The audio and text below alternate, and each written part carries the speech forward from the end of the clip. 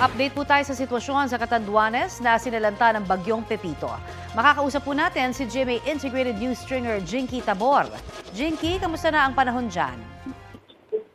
Magandang umaga, Connie. Sa ngayon, nakikita na natin na ang tirik ng araw at wala na rin tayong nararanasan na mga pag-ulan sa lahat ng bahagi ng Catanduanes.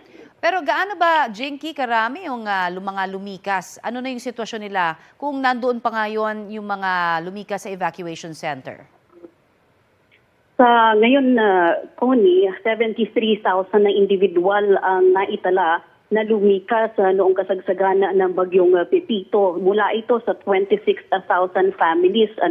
Pero sa kaugalian po ng mga taga-Catanduanes, pagkatapos po ng mata at saka ng eyewall ng bagyo, umuwi na po ang ating mga evacuees sa kanilang mga bahay para ma-check at makapaglinis na.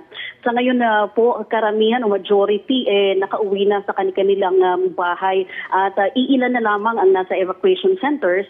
Ito po yung may mga kaso kung saan na-wash out talaga ang kanilang mga bahay at nagsusumikap na maibuo itong uli bago makauwi sa kanilang lugar. Jinky, tama ba yung ating naunang naulat na mayroong 500 nawalan ng bahay? Nadagdagan pa ba yan? Connie, ito po ay madaragdagan pag dumating na ang mga report mula sa iba't ibang bayan. Sa ngayon po kasi talaga ay hindi pa kumpleto ang ulat mula sa 11 bayan sa Catanduanes dahil pahirapan na pa tayo sa communication mode. Pati na po sa transportasyon, hindi pa possible papunta sa Viga. Viga Panganiban, Bagamanok para makakuha ng kanilang full report sa ngayon. Jinky, pinapakita natin yung mga videos nakuha dyan sa Catanduanes, sa iba't ibang lugar dyan.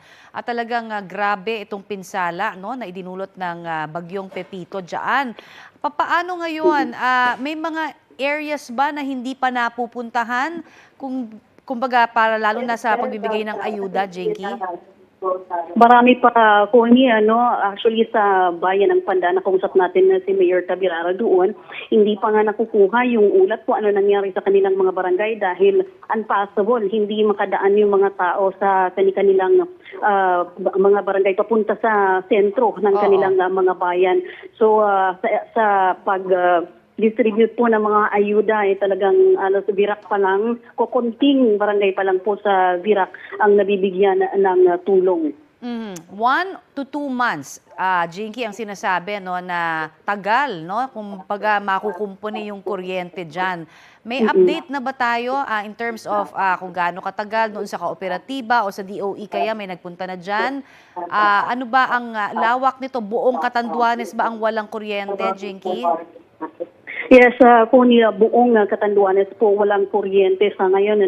Ang isa sa matinding na pinsala ay ang mga poste at mga kawad ng kuryente dito. Kung kaya buong Catanduanes po hanggang sa ngayon ay walang kuryente. Nagtatsaga sa ibang mga opisina na mayroong mga generator para makapag-charge ang ating mga residente. Okay, pero yung supply ng tubig, Jinky, kamusta? Yes po, sa tubig din, problema din yan. Kung ang sa kuryente, inaasahan na 1 hanggang 2 buwan bago ma-restore ulit ang kuryente sa lalawigan. Sa tubig po, hindi rin natin alam kasi hanggang sa ngayon, wala pang supply ng tubig kahit dito sa sentro sa Virac, Catanduanes. So ang mga kuryente naman po sa ibang bayan ay ganun din. Ang tubig po kasi ngayon, galing sa ating mga reservoir ay kulay putik pa rin. At merong mga nasira na mga tubo, itong mga linya papunta sa ating mga consumers. Nagiging problema ba yung ayuda? Kasi ang sinasabi initially, may kakulangan din sa ayuda, Jinky. Pero sinabi naman ng DSWD na nandyan daw ngayon si Secretary Rex Gatchalian para magbigay na ng tulong, 20,000. Tama ba? Yes, Connie, ang ate pong DSWD food packs po kasi naubos na, gawa nga ng namimigay din tayo simula nung bagyong Christine.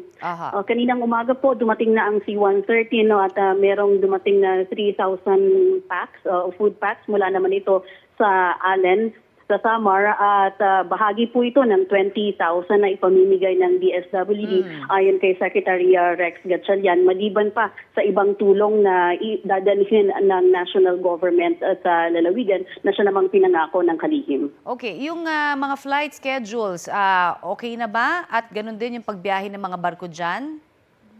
Ngayong araw bumalik na po ang biyahe ng barko pati na ang eroplano. May nakita na po tayong commercial flights. Ito po ay siyempre mag-schedule po sila sa mga airports gawa ng merong dumarating na mga C-130 choppers, private planes na nagdadala nga po ng mga tulong dito sa lalawigan.